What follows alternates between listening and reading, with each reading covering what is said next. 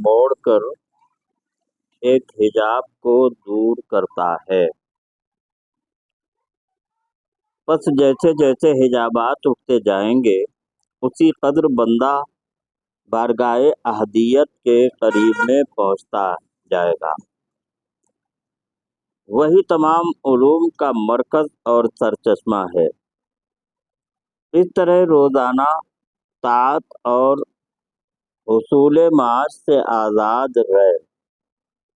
جب صوفے کی 40 دن پورے ہو جاتے ہیں تو تمام 40 حجابات اٹھ جاتے ہیں اور پھر اس پر علوم معارف کی بارش ہونے لگتی ہے، اور پھر یہ علوم اور معارف عظمت الہی کے نورانی پرتو سے انوار تجلیات الہی بن جاتے ہیں۔ حدیث نفس کے آیان اور نفس کا کلام علوم الہامیہ میں تبدیل ہو جائے گا اور عظمت الہی کے قبول کرنے کی صلاحیت پیدا ہو جاتی ہے۔ اس سے یہ بھی ثابت ہوا اگر نفس اور اس کے کلام نہ ہوتا تو علوم الہیہ کا ظہور نہ ہوتا۔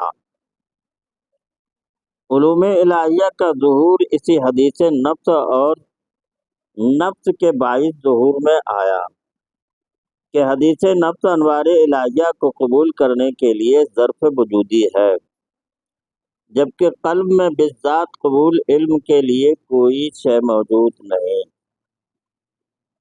سردار کونین صلی اللہ علیہ وسلم کے اس ارشاد میں کہ اس کے قلب سے حکمت کے چشمے پھوٹ کر اس کی زبان سے جاری ہوں گے، اس بات کی طرف اشارہ ہے کہ قلب کا ایک رخ اس کی روح کی طرف اور اس اعتبار سے ہے کہ اس کی توجہ عالم غیب کی طرف ہے۔ اس سے ظاہر ہوا کہ جو علوم نفس میں پیدا کیے گئے ہیں قلب ان سے مدد کا خواستگار ہوتا ہے اور زبان کے حوالے کر دیتا ہے جو قلب کی ترجمانی ہے۔ اس طرح علوم کا ظہور قلب سے بالواسطہ ہوتا ہے کہ علوم اس میں جڑ پکڑے ہوئے ہوتے ہیں۔ پس قلب اور روح کو قرب الہی سے وہ مراتب میسر آ جاتے ہیں جو الہام کے مرتبے اور منزل سے بھی روز افزوں ہیں۔ پس اس طرح بندہ اللہ کی طرف رجوع ہو کر دنیا سے الگ تھلگ ہو کر اپنی ہستی کی مسافت بعیدہ کو طے کرتا ہے اور اپنے نفس کی معاون سے علوم کے جوہر نکال لاتا ہے۔ حدیث شریف میں وارد ہے کہ لوگ سونے اور چاندی کے کانوں کے معدن کی طرح ہیں۔ جو لوگ عہد جاہلیت میں بہترین ہیں وہ اسلام میں بھی بہترین، بشرطے کہ وہ صاحب فہم ہوں۔